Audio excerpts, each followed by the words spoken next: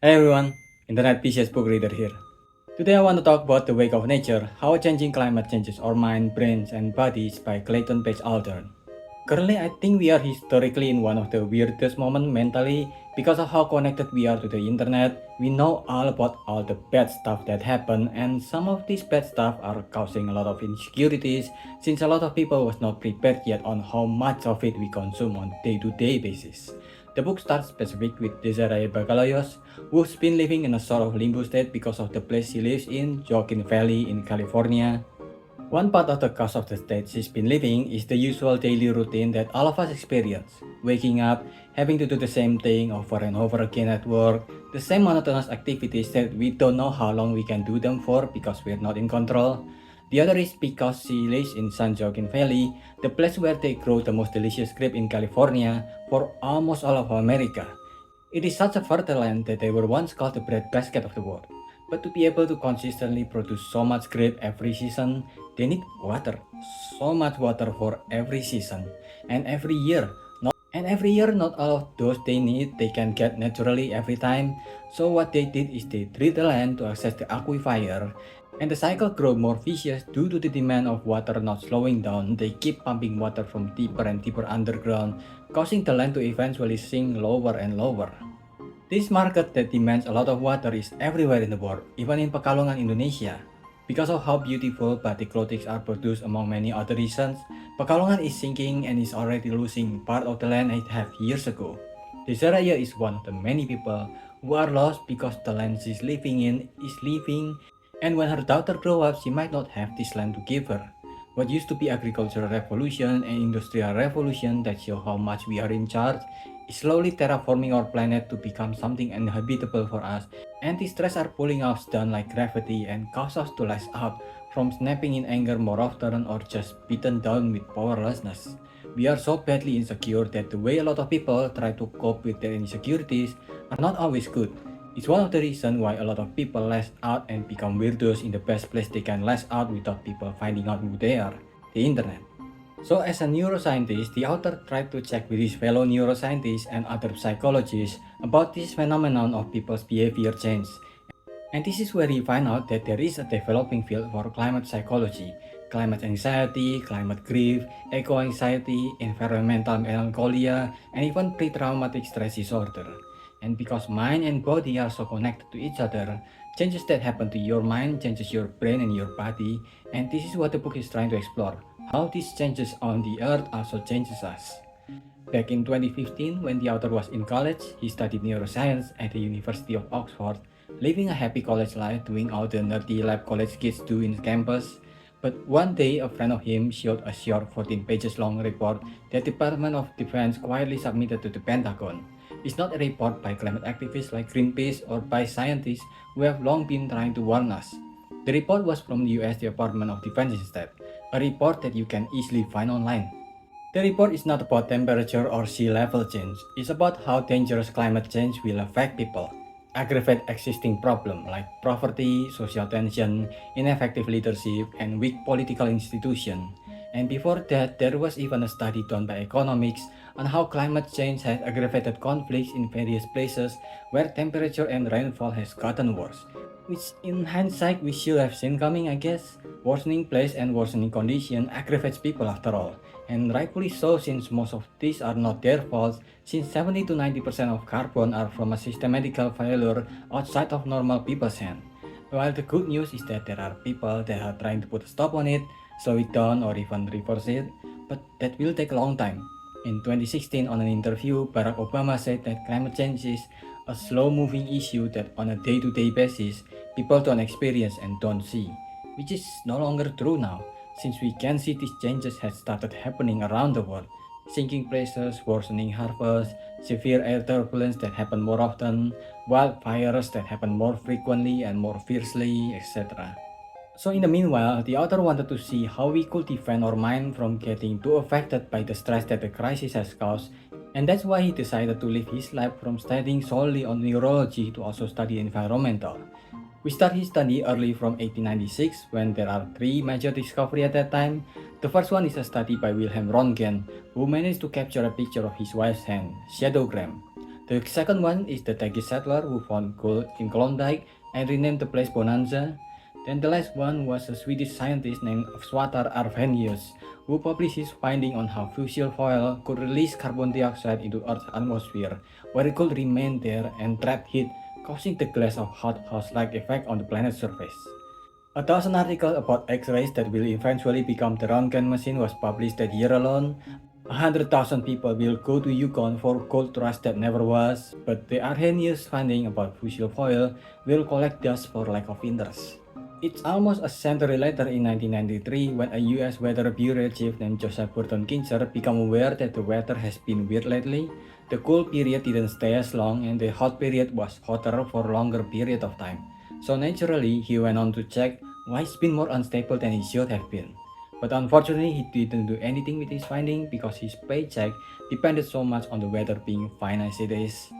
The book then goes on about the neuroscience of memory, forgetting, and expectation, which culminates in climate change amnesia, which makes sense for people born in the 40s like me. There used to be a time where this time of the month is sunny and this time of the month is rainy. But nowadays it feels like every day is both sunny and rainy at the same time, and our expectation to the weather being stable like it used to be cause unconscious or conscious emotional damage.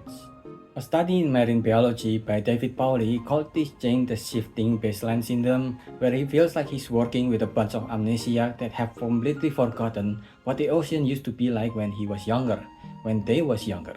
Somehow the baseline was changed to the new worse one because they let themselves get used to it. But there's also the other side of forgetting, where people see the past in an idealized version, the good old days they call them, and instead of trying to make the present a better world for the future, they then try to walk backwards into the past as if that will naturally help the situation get better or possible at all, which naturally it's not. The book then goes on to the heat wave of 2021, wherein at least Kisa Peninsula, Seattle Phoenix, and British Columbia, the coast got hot enough that it cooked about 1 million marine animals. While it didn't affect us in the same way as the clams and jellyfishes, it still affects us in some way. In a study in 1945, 5 Royal Air Force personnel in Cambridge Laboratory doing their job in telegraphing the war, but for some reason they make so many mistakes in encoding the communication despite these personnel are some of the most experienced. So at that time, a Cambridge psychologist named Norman McWhorter took the opportunity to study the phenomenon and found evidence of the effect of heat on people's cognitive performances. The hotter the room got, the worse the performance of the apparatus that he used as part of his experiments. And now outside of experiments, we see this study replicated in some schools where the intensity of the heat at least lowered their performance on some day, and this even affects the productivity of not just students but also farmers, where the intense heat caused them to perform worse than usual and as a result produce less harvest. And to make matters worse, people become more violent the hotter it got. Animals did too from behavioral study, so it makes sense that we're also affected. Study from neuroscience Craig Anderson shows that there is data showing that violence and heat have a connection, although he's still not sure why. The closest answer we got is from Finland researchers Jari Tihonen, who not only put a graph between rising heat and rising crime to have some sort of correlation, but also that there's less serotonin between this individual that becomes more violent, and this lack of serotonin is only when it is much hotter. Then if changes inside your own body is not enough, climate change has also caused melting Greenland ice sheet that contains a ton of mercury that causes neurodegenerative disease. Thankfully at least that problem, for now, is only located to the rivers near the ice sheets. But that's not the case with cyanobacterial bloom that contaminated water and all the seafood there. It contained PMAA, a non-protein amino acid that causes neurodegenerative disease like ALS and Alzheimer, where fish are supposed to be good for your brain, but once they are contaminated with this, they do the opposite of good. BMAA can also go airborne for quite a distance if it's disturbed enough, like with jet ski sprays or military exercises among many other reasons. Then there's Naegleria fowleri, the brain-eating amoeba, which is thriving more than ever now due to the rising temperature in climate change. And it's not the only amoeba or animals that carry disease that is thriving in climate change. Japanese encephalitis, Indonesia Danish hemorrhagic fever, Borrelia bacteria Lyme disease, yellow fever, and cerebral malaria, and even Zika is rising because of all sorts of animals like mosquitoes. And humans and animals are not the only things that got more hostile to humans, because the earth itself are changing and becoming more hostile to us. with fire, earthquake, hurricane, and everything seems to be more often now. I've covered some devastating naturally occurring fire in Australia, but Australia is not the only place where natural fire are happening more often. People have lost not only their home but their town in a frequency that makes it seem like each disaster is in a competition with each other on who can cause more damage. Even small things like airplane had more deadly turbulence more often now, giving birth to pre-post-traumatic syndrome where the effect of trauma can be felt even before disaster happens because of how often it happens. And because of that, more than ever, it becomes more and more clear how important it is for us to hold on to each other, help each other out, especially in a world where it is so easy to be hostile to each other. And you can especially feel this in the book while reading it, because the people who the author interviewed, like the parents of Caleb Ziegler, who become a victim of the brain-eating amoeba that caused him to fall into a coma, they become parents who raise awareness and help educate others on how to prevent and treat catching the amoeba. The book, if you've been following so far, mixes a lot of real life that is caused by climate change, along with its history and a lot of neuroscience concept, and both of them are written really well with ton of research and sources to back. And the following words of other neuroscientists like Oliver Sacks, in each of these cases, the author provided a name to the people affected by these changes, giving a human approach to all the research and study that tends to make them into statistics. Unfortunately, the writing is not the best. A lot of the combination between both field of study don't always mix well, and even when it did, it often feel like information vomit that lost the point it is trying to make in somewhere in there. Especially around the end of the book, which focuses more on how to deal with the psychological aspect of climate change. The author doesn't seem like he's figured out the point he's trying to make in his closure, or at the very least doesn't know yet how to deliver it concisely, so it is very confusing to go through. Don't get it wrong, there's still a ton of really good stuff here. A lot of the information it gives is something I just learned from reading the book, but it definitely needed more time before it was printed and sold. I give this a 3.5. What do you think? Let me know if I missed anything, so leave your thoughts in the comment below and subscribe to the channel. That's about it. See ya.